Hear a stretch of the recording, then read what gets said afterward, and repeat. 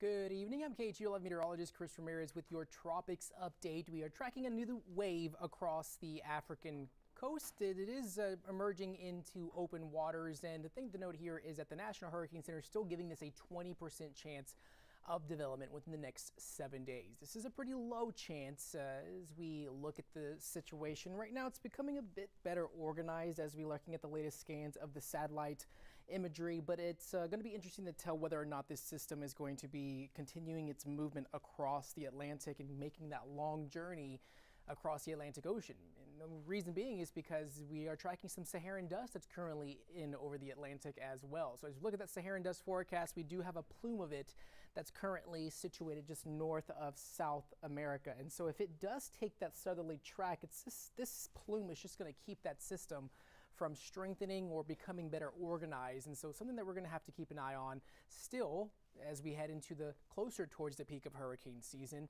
But models are hinting at another wave that's going to be emerging off the African coast in the coming days. And that system is could very well end up in the middle of the Atlantic. It's very too early to tell as we go into the coming days with this system out in the middle of the Atlantic Ocean. So as that system emerges, we are definitely going to continue to see these waves moving off the African coast as we get closer towards the peak of hurricane season, which is on September 10th. And so we're currently getting closer to that September 10th date. We're about end of August, and so usually we've seen quite significant storms move into the Gulf and into the Caribbean during this time. We had Harvey, we had Katrina, even Ike, Rita, some of the storms in recent memory that moved into and affected the U.S. So as we look at the Atlantic Basin names so far this year, we've already scratched off Fernand. That was a tropical storm. That system has definitely weakened into a tropical depression, not posing a threat to the U.S. or Southeast Texas. That's going to continue its track off into the northern Atlantic, into cooler waters. Our next name on the list is Gabriel, Humberto, Imelda, Jerry, Karen, Lorenzo, Melissa, and Nestor. So as we look at 2024's hurricane tracks, we had a very active season last year. We had quite significant landfalls in terms of all the storms that we endured last year. We had Hurricane Beryl, we had Francine, even Helene, Debbie, and Milton, and all of these storms causing quite a bit of damage and catastrophic destruction across the southern U.S.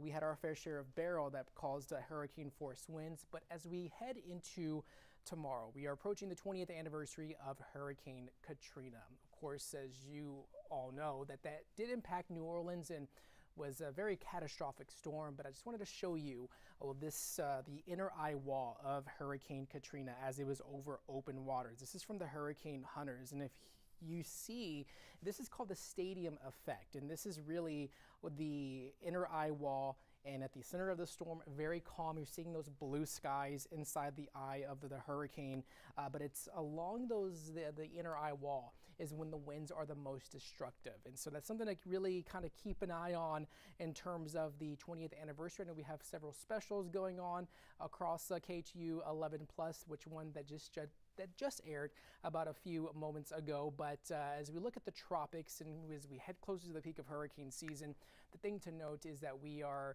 seeing mostly quiet conditions for the most part. We're not expecting to be threatened by any tropical system in the next 7 days.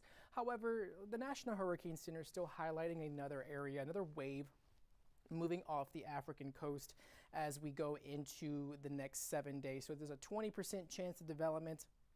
And as we look at that system, the thing to note is that we are expecting that Saharan dust to be in the picture at least for this week. We have a plume of it moving over the north of South America, and it's actually over that area, that track where that disturbance off the African coast is. And so as we all know, Saharan dust really does limit tropical development, and we still have it across the Atlantic currently, and it's keeping the tropics at bay. We're definitely seeing quiet conditions, but that could not be that really well, won't last longer because we very well could see additional waves and additional storms that could flare up as we get closer to the peak of hurricane season. I'm going to go ahead and show you this model. Of course, take this weather model as a grain of salt.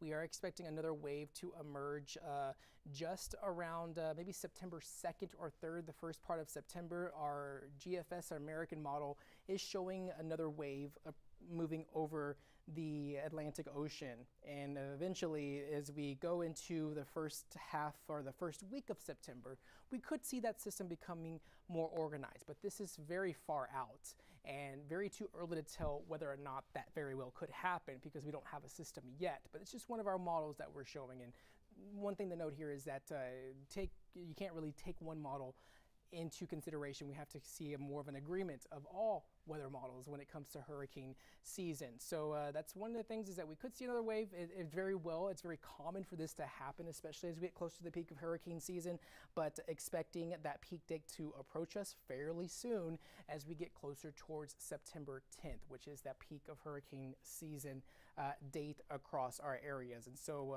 as we look at elsewhere in the tropics, I think we were tracking Fernand. That was a tropical storm. It didn't develop into really anything, or it didn't really threaten land. But right now, as we look at that system, there it is right there, pretty much fizzling out into nothing as it moves into cooler waters going into the next 2 to 3 days. We still have some cloud, some activity out in the Bermuda area, but Miami mostly just quiet. The only thing that we're looking at is that wave that's just off the African coast that could develop into something. But like I said, it's the Saharan dust that could limit that system.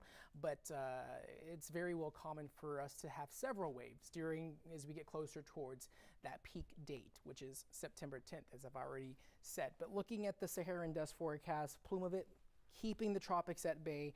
We're seeing a little bit out in the Caribbean, but that plume is expected to move into the Caribbean and Gulf, eventually bringing those hazy skies back to southeast Texas as we head into the next few days. So definitely expecting quiet conditions for the most part, as we head into 4 to 5 days from now. But it's still an important reminder as we celebrate some of the catastrophic storms, not really celebrate, but ring in or honor the storms that have impacted across southeast Texas. We're definitely expecting those conditions to remain quiet going into the next few days. And as far as our 7-day forecast, we do have rain chances here across the Houston area for this weekend, but we are expecting it to be a little bit of an unsettled weather pattern as we head into Saturday and Sunday. And of course, that's our tropics update. Make sure to tune in on KHU 11 News tonight at 10. We'll have the latest news and weather headlines later on this evening.